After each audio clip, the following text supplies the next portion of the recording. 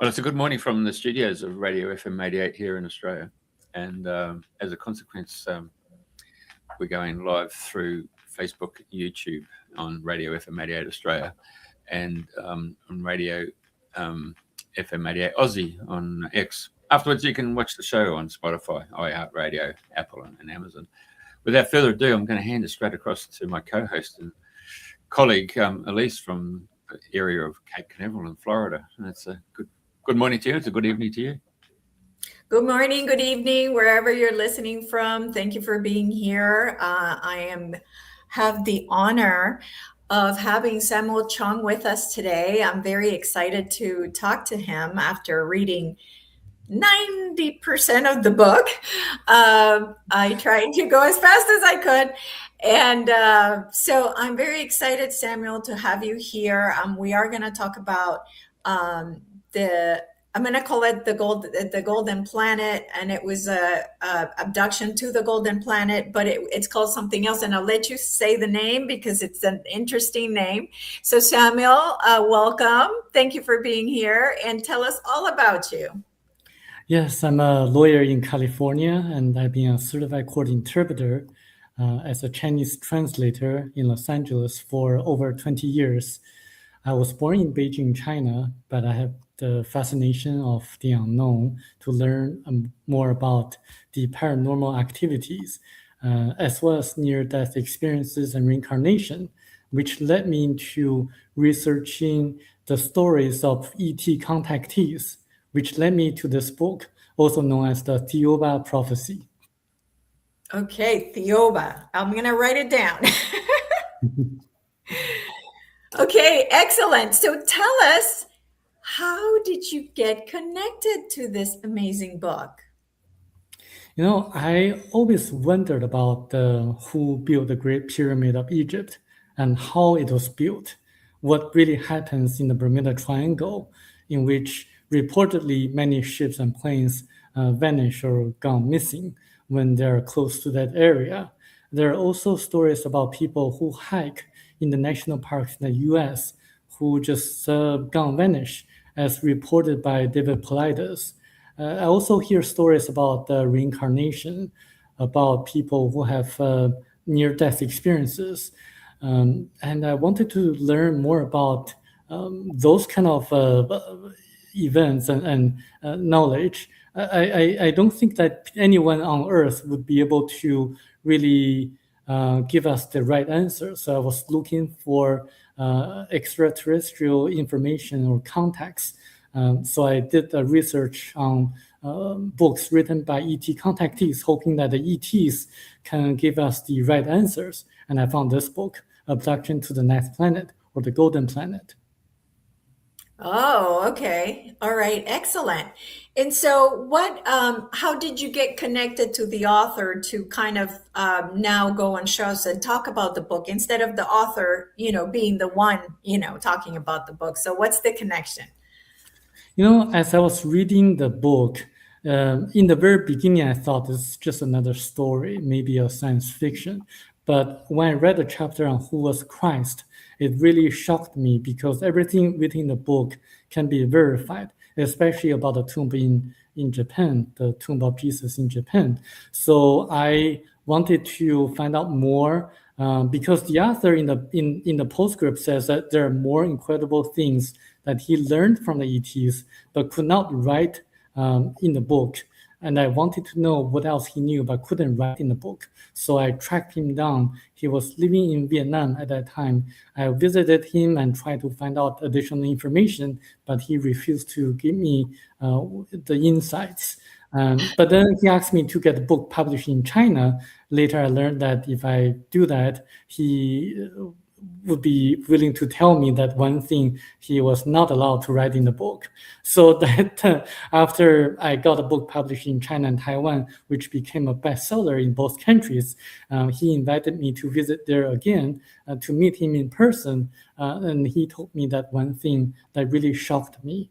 That's actually my motivation to publicize the book, to promote the book, even though I have no interest, monetary interest in promoting the book. Wow. And are you able to tell us what that secret is or not yet? Well, I would encourage people to read the book first and then ask me that question so I can reveal some hints or maybe give some clues to that information. I can give you like one hint because you read 90% of the book already. Is analogical or similar to what happened to Noah in the past. Remember that Enoch was taken by the ETs or Enoch went away with God. And then a few decades later, Noah was told to build an ark. So if you think about it, Michel de Marquet, the author, was taken by the ETs to their planet. He was gone for 9 days.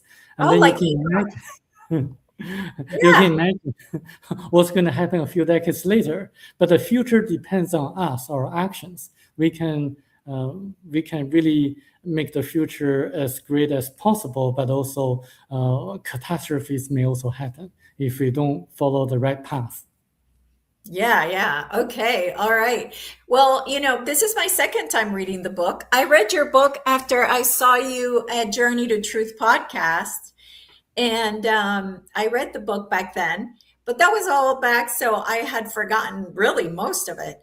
And so I had to read it again. And like I said, I was about 90% done. But I want you to tell us, about the book. Because it has a beautiful story and so tell us what happens to him, like how does it, like what happens in the book, so it might interest people to really read it, because people should read this book. It has a beautiful message behind it. It's not just about his story of being taken by the ETs to their planet for 9 days. It actually gives a lot of practical solutions to the problems or issues that people may encounter in their day-to-day lives. For example, it tells people how to find the right answers, whether someone has financial issues, someone has health-related issues, or someone has any relationship-related issues. So it gives the practical solutions to people who are struggling or who just want to find the answers to the unknown, the paranormal.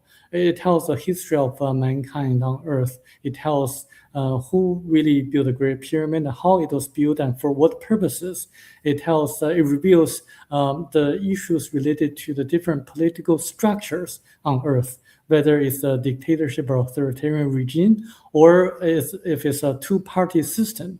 It reveals the real dangers on Earth, which is number 1, money, number 2, politicians, number 3, journalists and drugs, and number 4, religions.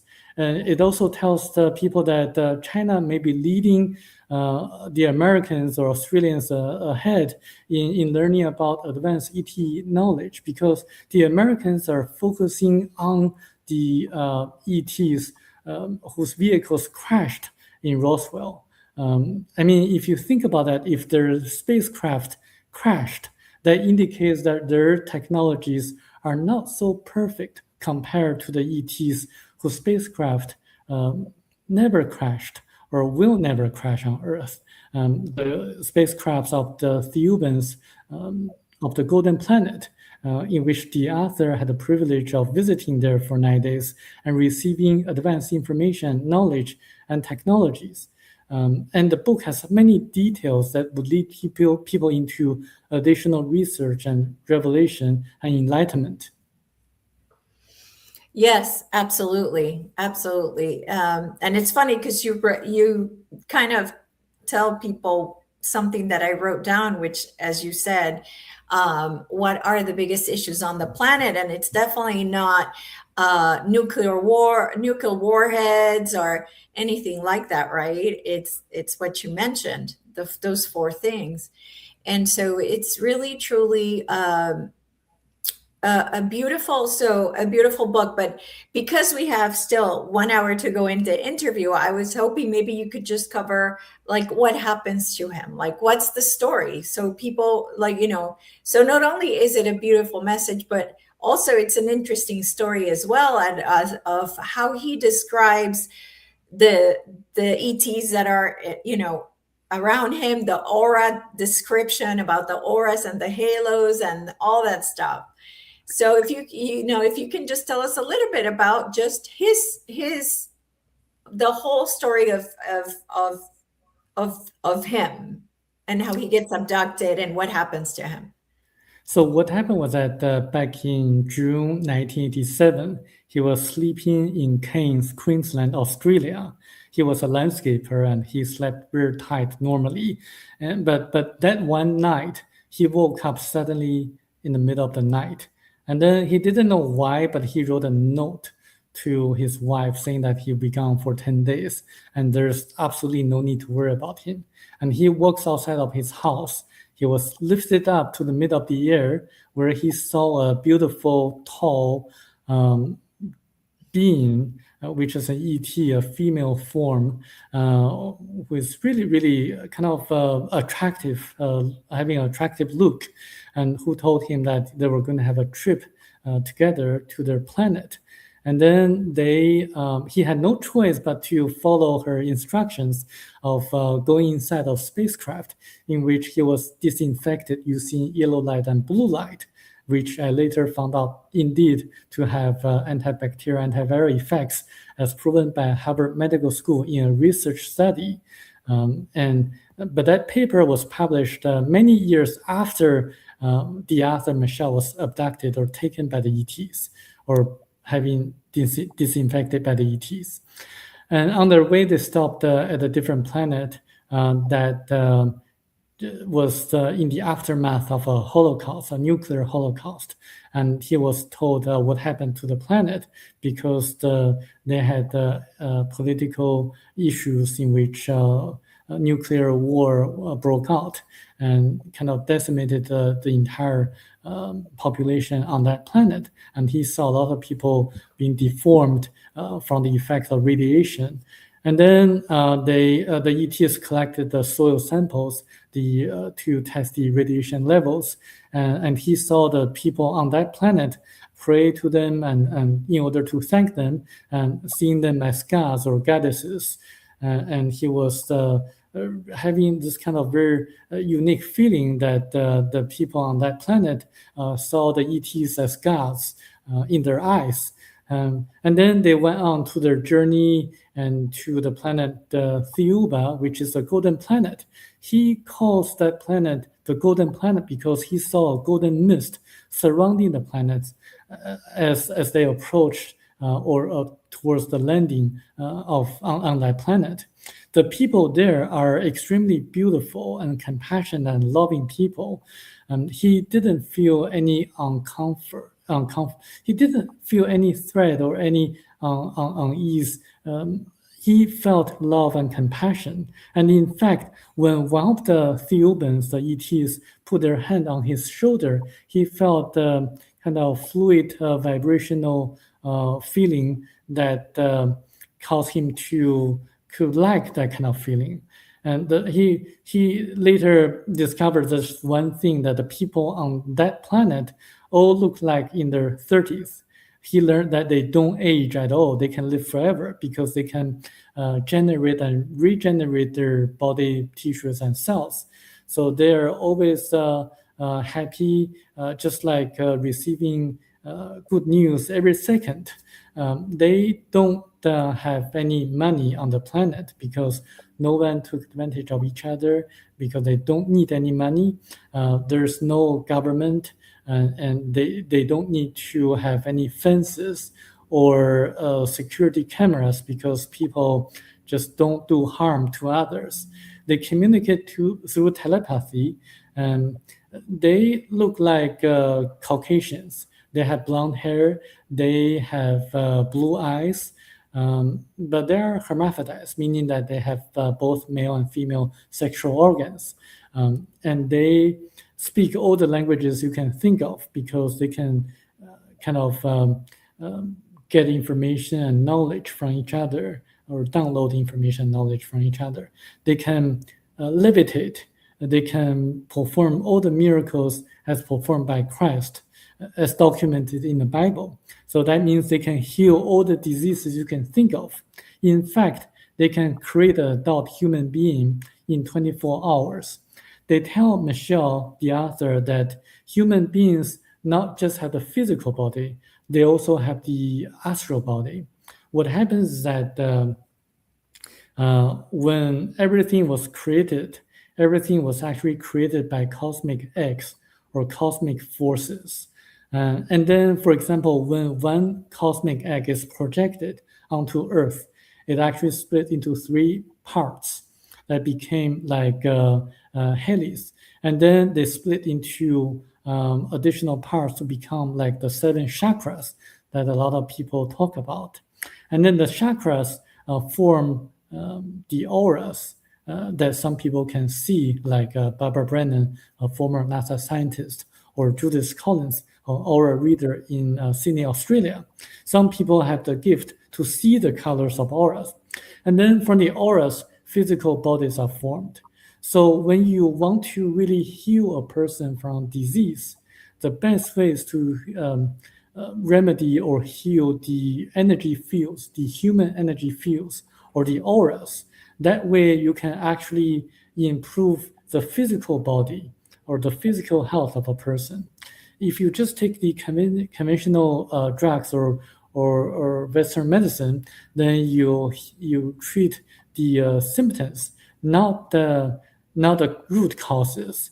In fact, my parents are Chinese doctors, and there are stories of the ancient Chinese doctors who could actually see the blockages of the energies in the human body. And this is why they use acupuncture to put the needles into the energy blockages to really kind of make the energy flow again. But later on, as the days go by, the Chinese doctors lost the ability to see the auras or the energy fields. So this is why they developed this kind of meridian or acupressure points, the system to put needles into certain acupressure points based on the symptoms.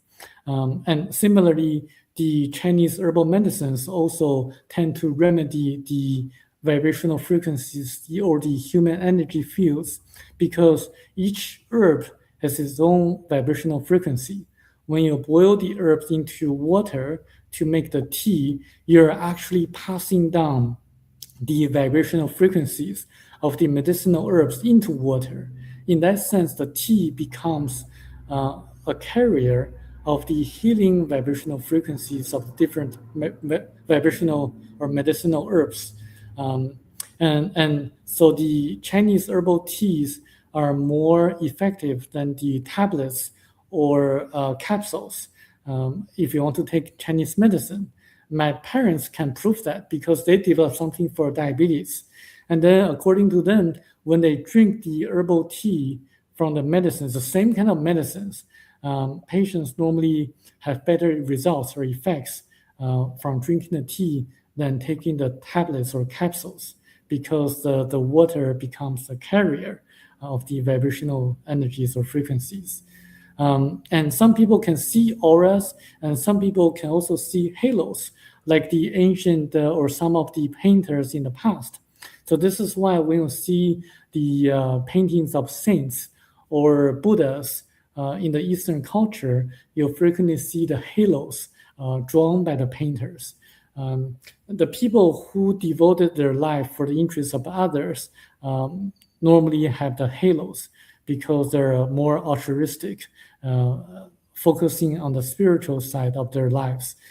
So this is why it's better to have spiritual enlightenment or development than just focusing on the materialistic of one's life.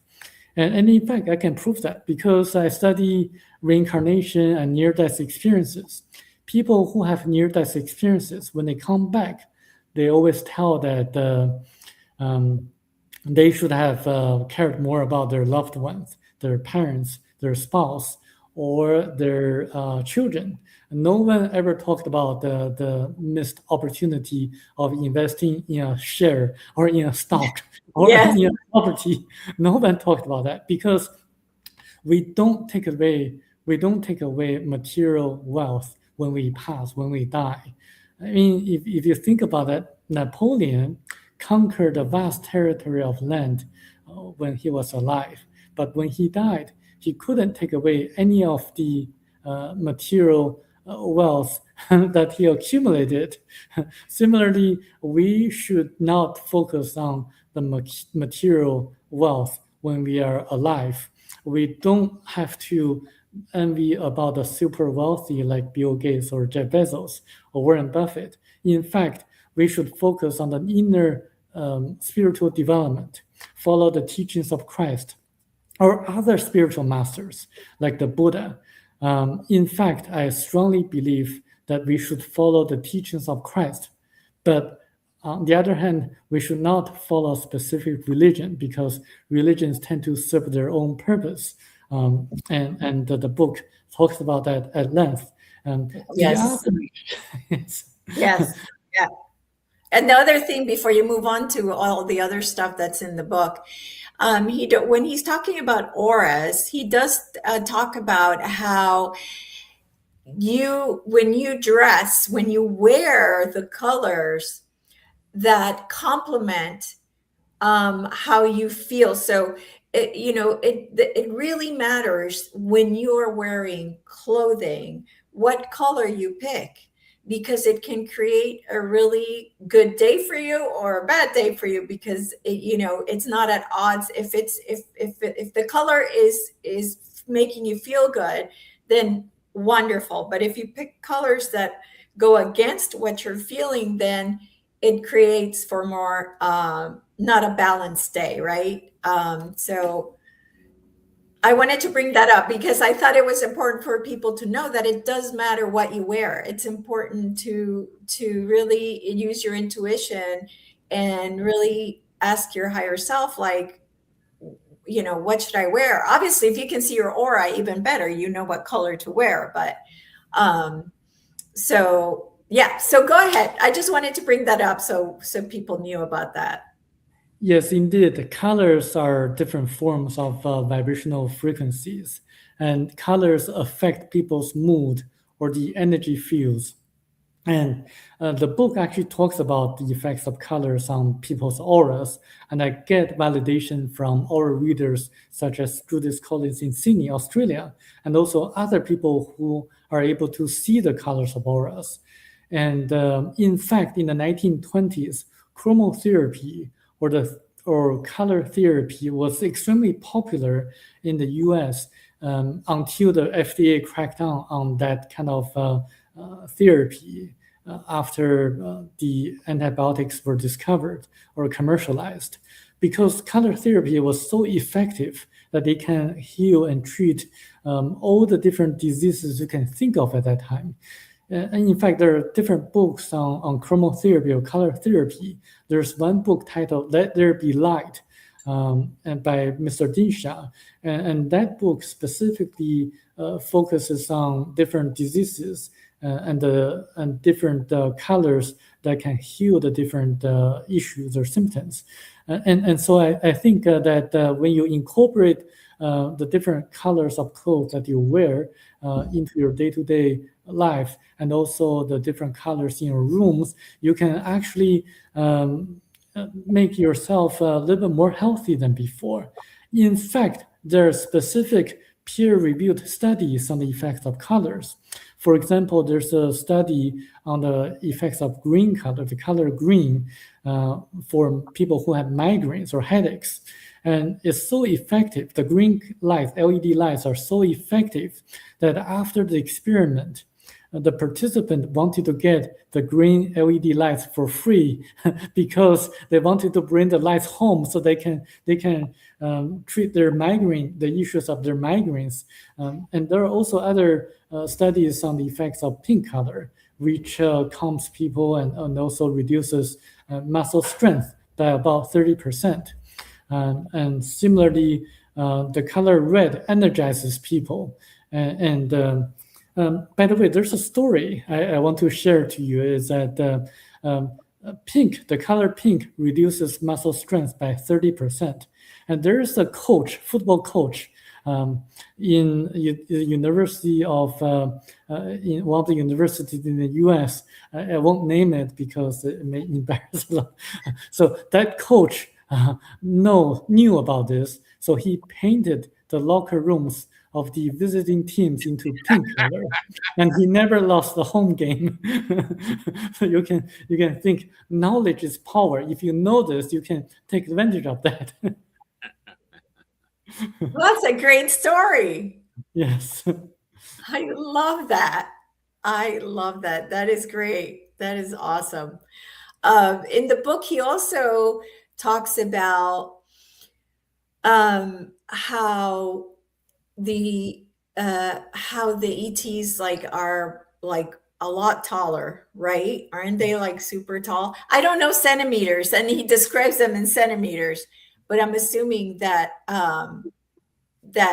they're much taller, right? They're about 9 or 10 foot tall, about 2 or 3 meters tall. Yes. Yeah. So I found that so interesting how it's very detailed, the book about the ETs, how they give him, how it's super bright, and they have to give him these goggles or these helmets so that he doesn't see with such brightness, because we don't even see the colors, all the colors here. We're not able to see all the colors that exist. And over there, you're able to see mostly all of them, I would think. And so they give him this helmet so that he can, so it doesn't damage his eyes, right? That's right. The planet Thiaoouba is very, very kind of colorful. So the colors are so strong, the lights are so strong that he had to wear facial masks like sunglasses to filter out the strong colors and lights. And in fact, there are a few different things that are different from Earth. One is the strong colors, and the other is gravity. The planet Thiaoouba has lighter, lighter gravity, so he had to be a little bit careful when he moved around, just not to fall down or something. Everyone on the planet communicated through telepathy, and they didn't eat a lot of solid food. They ate powders and like honey meal, like a liquid, a honey liquid. And he actually tasted manna because the Thiaoubans were heavily involved in the history of mankind on Earth. And a lot of the events were actually recorded and documented in the ancient scriptures in the Old and New Testaments in the Bible. Yes. And so he was talking about how they were considered gods, and then his guide is actually one of the Moai in Easter Island. So one of it was, it's one of the Moai that was carved in Easter Island. I thought that was so interesting. Yes, and it tells people, the readers, how the statues or moas on Easter Island were built using anti-gravitational technologies and ultrasonic weaponry systems to cut the huge stones in a very precise manner. And they explained to Michelle, the author, that if you can use a kind of vibrational frequency to neutralize gravity, then you can actually make a huge stone, gigantic stone, become weightless without weight. And this is the same way that they built the Great Pyramid of Egypt. And yes, they're amazing people. I mean, if you read the book, you're going to read a lot of the details that can enlighten you in different ways. Absolutely. And also the description of the 7 I can't call them gods, but the 7 beings. Yeah, 7 masters. So the masters, that was so interesting with their halos and golden auras. I mean, it's like they had golden around them, like a golden mist around them. Yes, and in fact, when Michelle saw them, and he describes it that they had a hard time keeping in their physical form. So they frequently appear or disappear. Kind of, they have to try hard to keep in their physical form because they can join and rejoin the great ether or the great spirit where everything is created from. And it actually, everything is created from the great ether or God through a Big Bang event. And the book explains how that occurred and why that occurred and how humans are different from animals in different ways. Yes, beautiful. Tell us about the part about Jesus. What else can you tell us? What does the book talk about Jesus? What does it say? That's actually the chapter that really made me believe that everything written in the book is for real, is not made up or through hallucinations. The book is it's a very dense book, has a lot of details, one of which is the description of the tomb of Jesus in Shingo Village, Japan. After reading that description, I looked it up, and yes, there is a tomb of Jesus in Japan. And remember, the book was written in 1989, and the event took place in 1987, many years before internet went to Australia. And remember, Michel was a landscaper. He did not know how to use technology. In fact, he did not know how to use a computer when I visited him. Everything was done by his Vietnamese niece, Lily. And he had to dictate everything, and Lily would write everything down, send emails to others. So he didn't know how to use a computer, and there was no way for him to know that there was a tomb of Jesus in Japan, a country that he never visited. So what happened was that, according to this book, Jesus, the one that was born out of Virgin Mary, indeed, Jesus was born from Virgin Mary, was someone who was highly spiritual, who had a profound conversation with teachers of the temple, who went to India and traveled through China and died in Japan.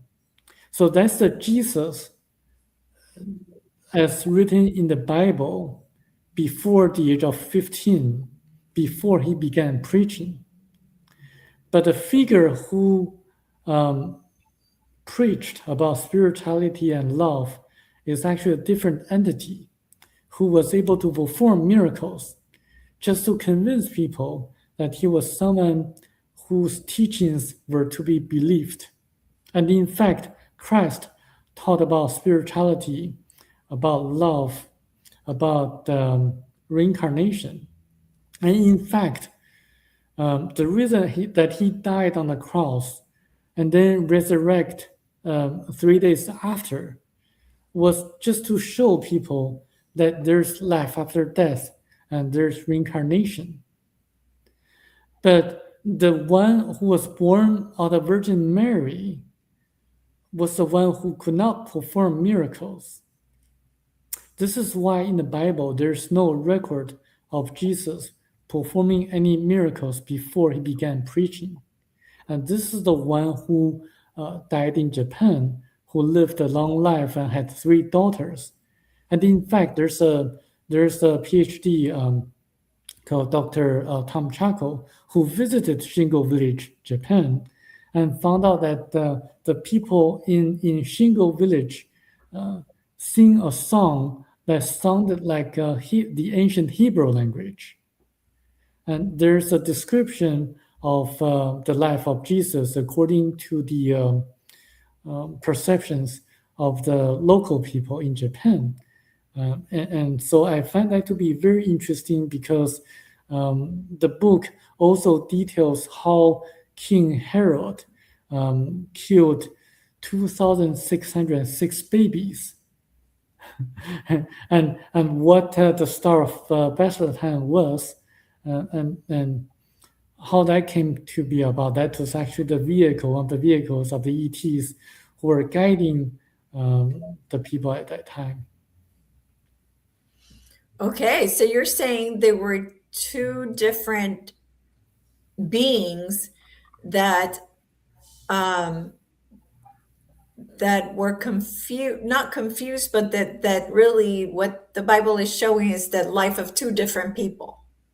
Yes, the life Okay. of two different people. And this is why when you read the New Testament of the Bible, you're going to wonder like why when Christ, when he after he began preaching, he saw his mother in a group of people.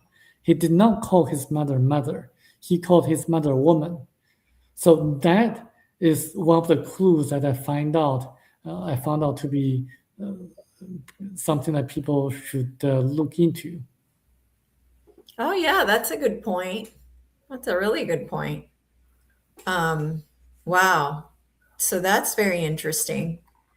And so the main reason that he's abducted is because, and correct me if I'm wrong, is because they want him to write word for word everything that is shown to him so that he can bring the message to people that our world is in going the wrong way. And Yes, so that we need to change our ways from materialism, as you mentioned, to love, to loving those that are not even the people uh, that we don't agree with. So I'm going to read that because I wrote it down.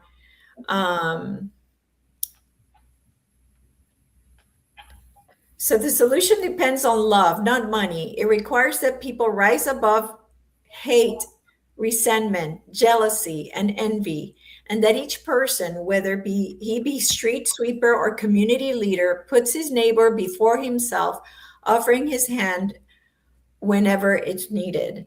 So it's about even loving those that we don't love, right? That are doing things that we don't agree with or that we're judging.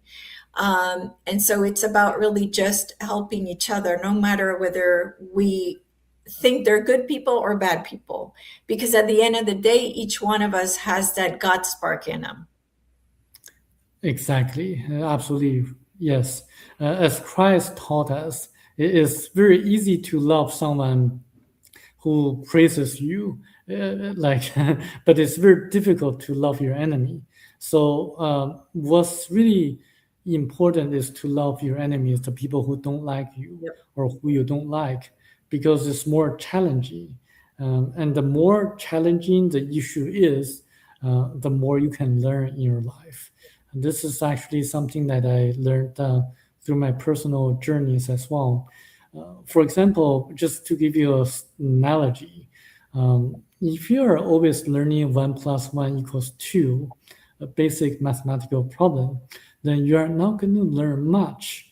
But if you're going to take on the challenge to learn like a calculus problem, then you're going to learn a lot. So this is something that I want to encourage people is when you have challenges in life, just think of it as a challenging problem, an opportunity for you to learn more, a precious opportunity for you to take on the challenge and to overcome it and to learn the spiritual lessons behind it. And what we take away are the spiritual experiences and lessons that we learn in each of our lives, not the material assets that we accumulate. So it's better to love the people that you don't like than the people. I mean, we should love everyone. Yeah. Right, exactly. So I want you to talk about something that's coming to mind too that I think should be mentioned is the idea of how Earth is the lower level planet. So there are these planets of sorrows, or what was it called? Something of sorrows. Sorrows, planet of sorrows. Planet of sorrows. Okay. So those are the lower level first grade planets. Like you are at kindergarten, you are at the start. And so Earth is one of these planets. So I want you to explain to people like the levels of the planets because the Thiaoouba planet or people from Thiaoouba planet are like at the highest level before the creator, I guess. So can you explain those levels of the planets of? Yes, just bear with me on the audience. There are a total of 9 different categories of planets or different levels of planets in the universe. And we are actually living on category 1 planet, just like an elementary school, learning the basics. And the Thiaoubans or the Geovans are living on category 9 planet. This is why they have all these psychic abilities to levitate, to materialize objects, and to never die, and join and rejoin the great ether, the creator. And there are other levels in between. And I can give you a story as documented in the Old Testaments of the Bible. As you know, in the Old Testament of the Bible, people used to live 800 or 900 years or so. But gradually, the longevity of the people reduced to nowadays about 100 years or 110 or so. What happened was that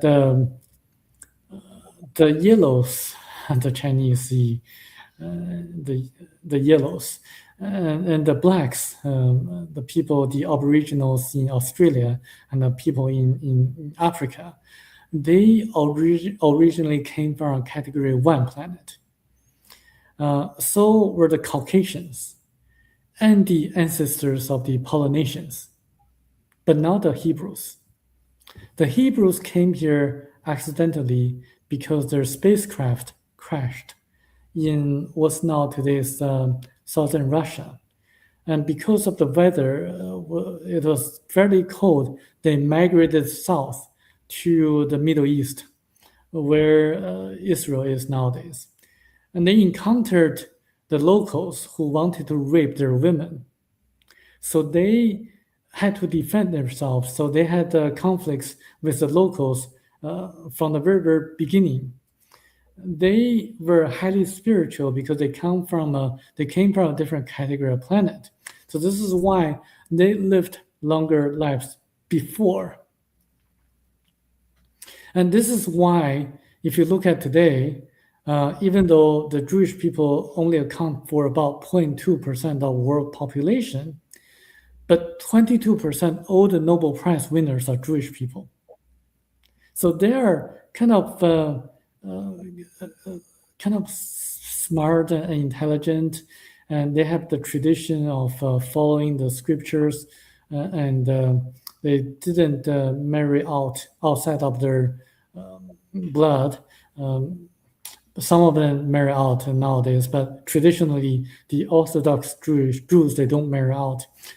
So you can see that the book explains everything that you see as something that cannot be explained. And I think if you want to learn more about the history of different kinds of people, including the Caucasians, the Polynesians, and you should read the book word for word and to really learn like why certain things happen that way.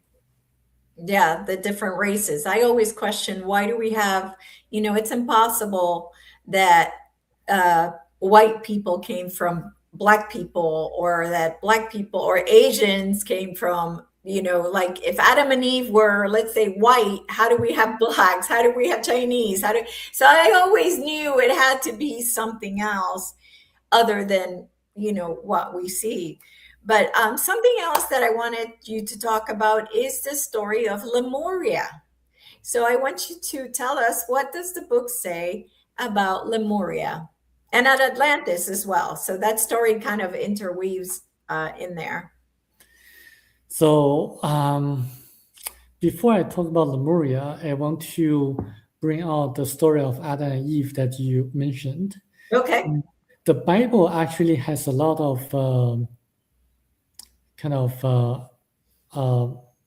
stories, or I would say for people to remember, allegories or maybe connotations of different concepts. One of which is the concept of free will. So when you are told not to eat an apple from a specific tree, but you still do, you're exercising your free will. And then you have to face the consequences. And that's actually the concept of free will as told in the story of Adam and Eve.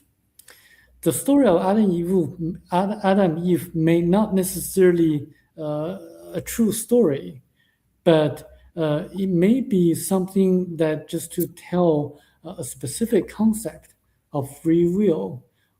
Because when God created every one of us, it actually inserted a tiny portion of itself to each one of us. So we are part of the Creator, and the Creator is part of us.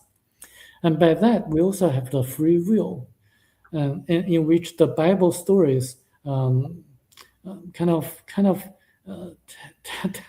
tell that through the different stories. And actually, on the continent of Lemuria, there was a kind of a fruit on a specific tree that when you eat it, your mental agility is 3 times as more powerful than before. So when you eat that fruit, you're smarter. You can solve the problems that you wouldn't normally be able to solve. So that may be a story that's later on grafted into the stories of the Old Testament of the Bible. and I can tell the story of Lemuria. What happened was that Lemuria was a continent that existed in the Pacific Ocean about 300,000 years ago. And about 250,000 years ago, there was a group of people from the planet Remo X3 that were trying to migrate to a different planet because of the overpopulation issue. So they explored the different planets and found Earth, and then decided to migrate their people to the continent of Lemuria. They encountered the local Chinese people who were living in the northwestern corner of Lemuria. Being highly spiritual, they didn't want to fight against the Chinese. And by that, I mean, the Chinese people are by nature very, very suspicious. I'm Chinese, so I know. So they would fight any foreign newcomers without question. I know that. So that's what happened. So this is why they retreated back to the far side of the moon and built ET bases so that they can use the bases as transfer stations or bases to migrate their people step by step. And then the Chinese kind of diminished by nature or by natural causes. They were able to migrate more and more their people into the continent of Lemuria. They brought also a lot of their technologies, like the ones used to build the statues on Easter Island and the ones to build the Great Pyramid of Egypt. And on the continent, they established a very successful and flourishing civilization in which money did not exist, similar to Thiaoouba. And what happened was that everyone just took whatever they needed from the marketplace. No one took advantage of each other. They loved flowers, similar to the Polynesians of Hawaii islands. And they performed very intriguing music, as described in the book. When someone dies, or when the king of Lemuria dies, they did not mourn, they celebrated, because they knew about reincarnation. They knew that the king of Lemuria would elevate or live again, reincarnate on a higher category of planet. So they celebrated because they knew that the king of Lemuria accomplished so much that his spirit would elevate in the next reincarnation. Okay. And then, so then what happened with Lemuria? How did it disappear?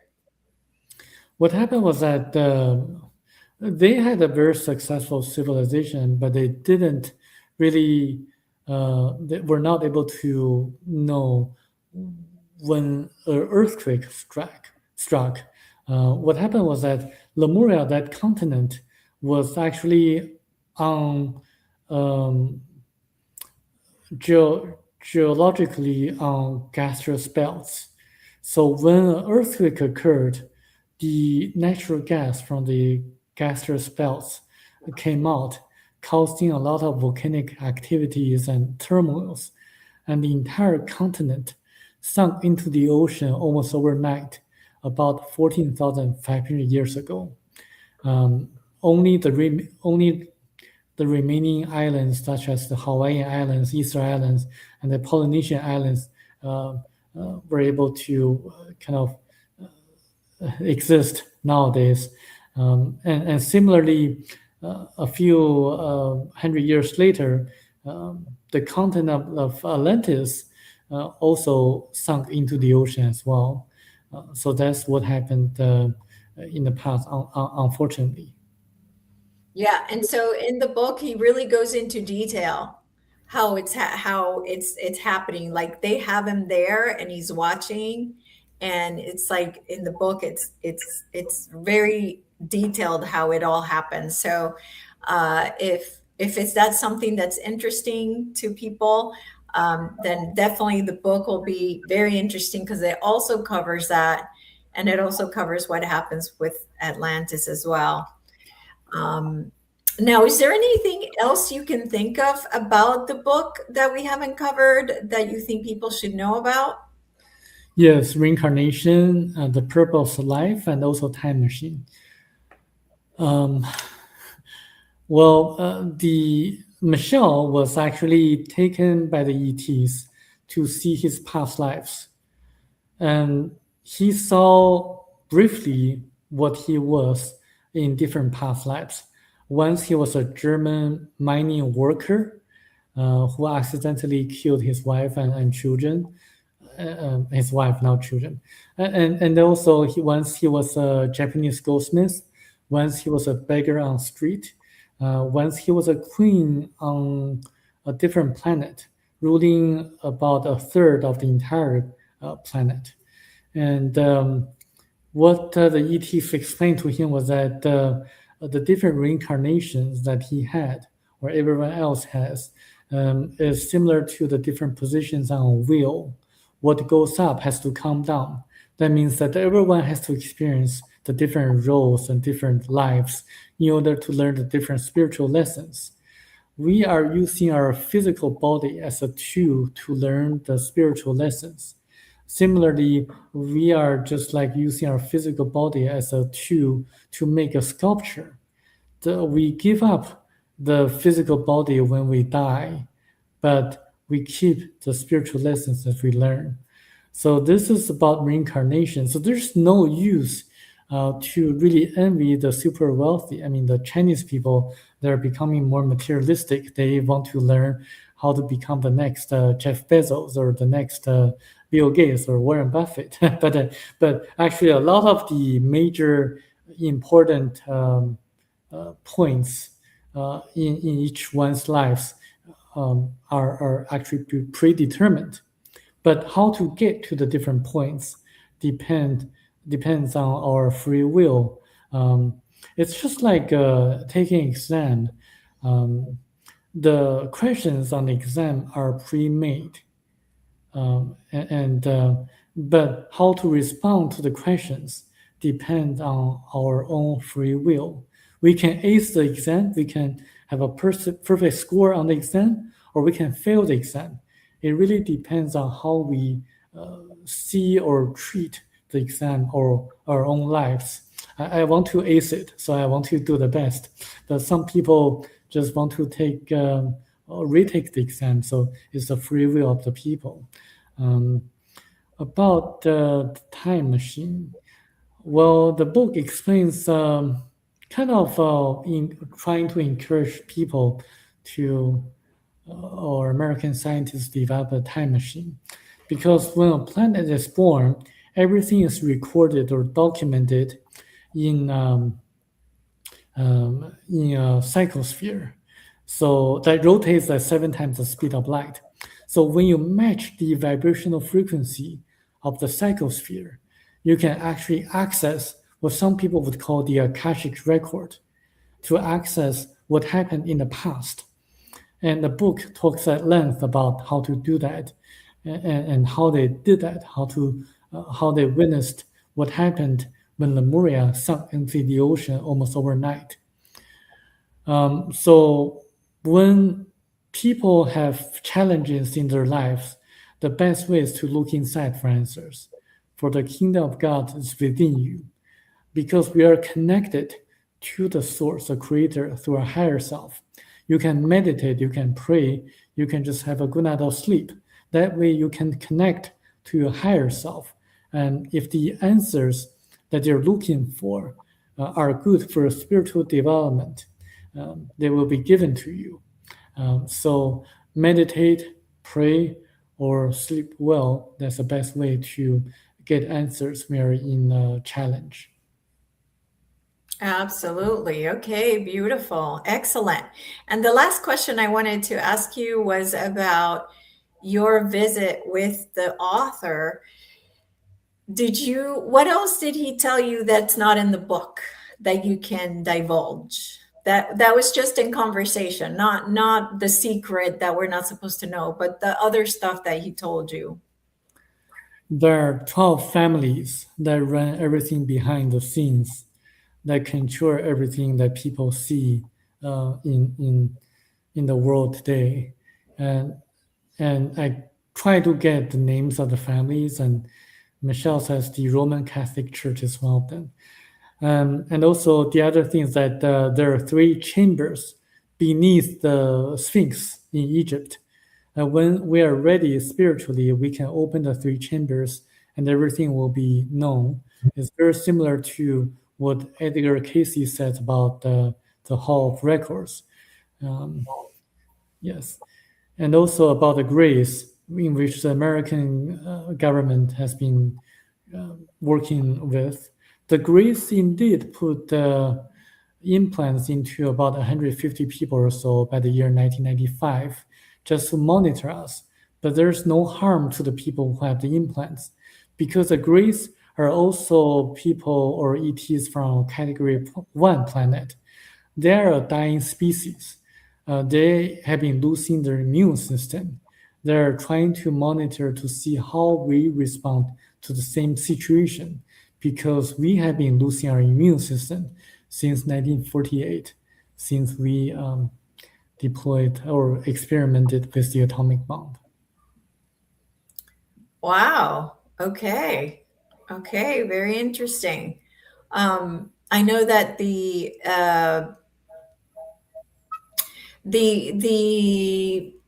like there's less people having kids and so more men aren't able to have children. Like there's like the sperm counts aren't good enough or whatever. Like so definitely, we are being bombarded with different technologies to affect how we procreate and all of that. So, but I did find it interesting, now that you mentioned that we are being monitored constantly by different ET races all the time. I mean, I know that the Thiaoubans are monitoring us, and and what comes to mind too, when they said that the higher self will interfere if you